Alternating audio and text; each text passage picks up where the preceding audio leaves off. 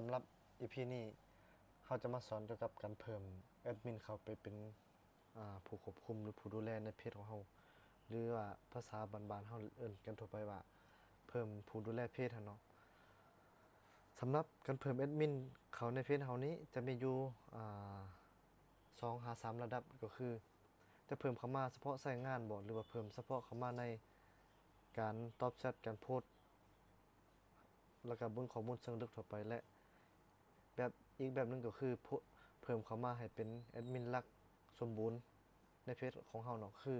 สามารถเพิ่มคนอื่นเข้ามาได้แล้วก็สามารถลบคนอื่นออกจากเพจเราได้ตัวนี้เราจะพาเขาไปเพิ่มเลยเนาะก่อนอื่นเราต้องมาสลับไปเป็นแอดมินไปเป็นเพจที่เราต้องการก่อนที่เราต้องการเพิ่มตัวอย่างเราต้องการเพิ่มเพจนี้เราสลับมาเพจนี้แล้วเข้าไปที่โปรไฟล์ตัวนี้แล้วเข้าไปตั้งค่าก็ตั้งค่าอีกบันนึงแล้วหลังจากนั้นให้มากดตั้งค่าเพจตัวนี้แล้วให้เลือกกดการเข้าถึงตัวนี้เนาะตัวนี้ก็คือเพจตัวนี้จะมีอยู่ทั้งหมด2คนนี่เป็นแอดมินเนาะก็คือถ้าว่าสมมุติเราเพิ่มตัวนี้เนาะเพิ่มเขามาใช้งานเพิ่มเขาจะเข้ามาใช้งานตัวนี้แล้วเรามาค้นหาสื่อตัวนี้แสดงว่าคนที่เราเพิ่มเข้ามาจะมีสิทธิ์เข้ามาใช้งานอย่างเดียวเช่นว่ามาตอบแชทอย่างเดียวตัวนี้นะแล้วก็มาตอบคอมเมนต์ตอบอีหยังต่างๆอย่างเดียวตัวนี้จะบ่มีสิทธิ์โพสต์หรือว่าบ่มีสิทธิ์ยิงโฆษณาใดตัวนี้เนาะแต่ว่าถ้าว่าเราเพิ่มตัวนี้ตัวคนมีสิทธิ์เข้าถึงตัวนี้ถ้าว่าเราเพิ่มตัวนี้เนาะตัวอย่างเขาสิเพิ่มตัวนี้เรามาค้นหาตัวค้นหานี่ก็คือเอาเพจที่เราอ่าต้องการให้เรามาเป็นแอดมินเนาะตัวอย่างคือเพจนี้เราต้องการให้ผู้นี้เข้ามาเป็นในนี้ถ้าว่าเรากดปุ่มนี้ให้เราเนาะอนุญาตให้ควบคุมโดยสมบูรณ์ตัวนี้แสดงว่าเราหันจะมีสิทธิ์เป็นแอดมินควบคุมเพจของเรานี่โดยสมบูรณ์สามารถเพิ่มคนอื่นเข้ามาในเพจของเราก็ได้หรือว่าลบคนอื่นออกจากเพจของเราก็ได้แต่ถ้าว่าเราบ่เปิดปุ่มนี้ให้เราเนาะเรามีแต่ให้สิทธิ์เข้าถึงแบบนี้ต่อไปแสดงว่าเราหันสามารถ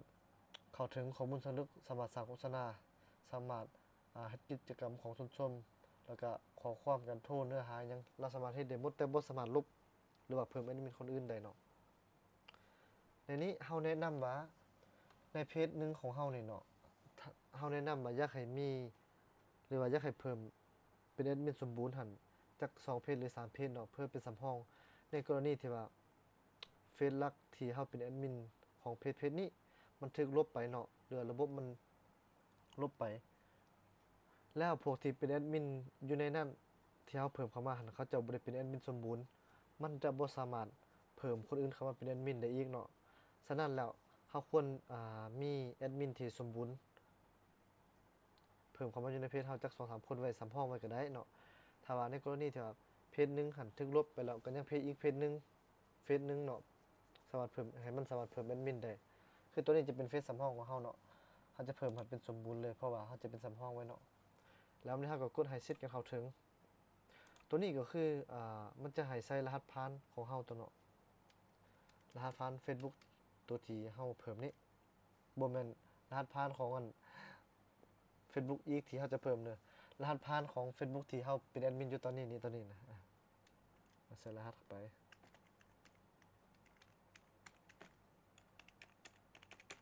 เสร็จแล้วก็กดยืนยัน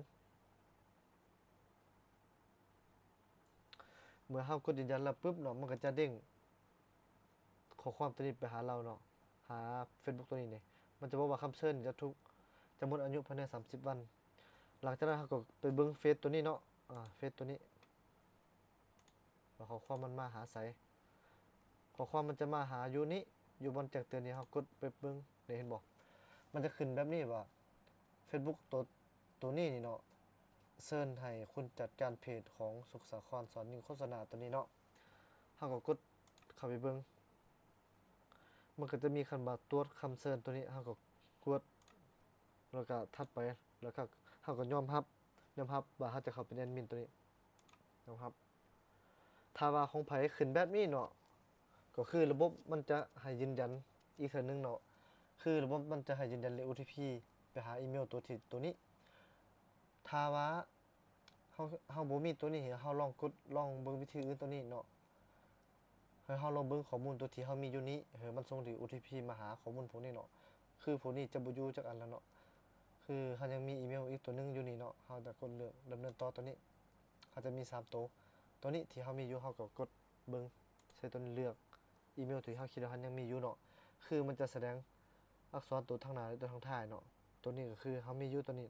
เฮากดดำเนินต่อแล้วรหัสมันจะส่งมาให้ที่กล่องอีเมลเฮารหัสมันจะอยู่8ตัวเนาะเฮาต้องเอารหัสตัวนั้นมาใส่นี่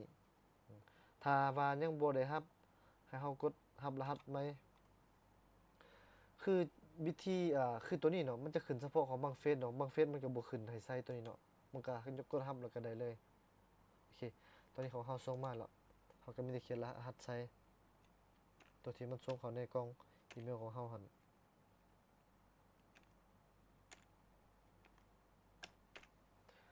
กดดำเนินต่อโอเคแบบนี้ก็ถือว่าเรียบร้อยเสร็จสิ้นเนาะนี่เฮาสิก็ถ้าอยากเบิ่งก็มันจะเปลี่ยนไปเบิ่งเลยเห็นบ่ตอนนี้เฮาสามารถควบคุมเพจตัวนี้ได้เต็มที่แล้วเนาะเพราะว่าเมื่อกี้เฮาเพิ่มให้อ่าFacebook ตัวนี้นี่เนาะเป็นแอดมินเพจนี้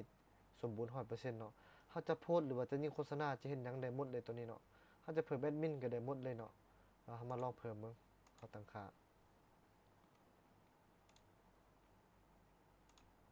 นี่เห็นบ่ตอนนี้เฮาสามารถเพิ่มแอดมินเพิ่มคนอื่นเข้ามาในเพจของเฮาได้เลยตัวนี้โอเคคือตัวนี้ก็คือสำหรับวิธีการเพิ่มแอดมินเนาะตัวนี้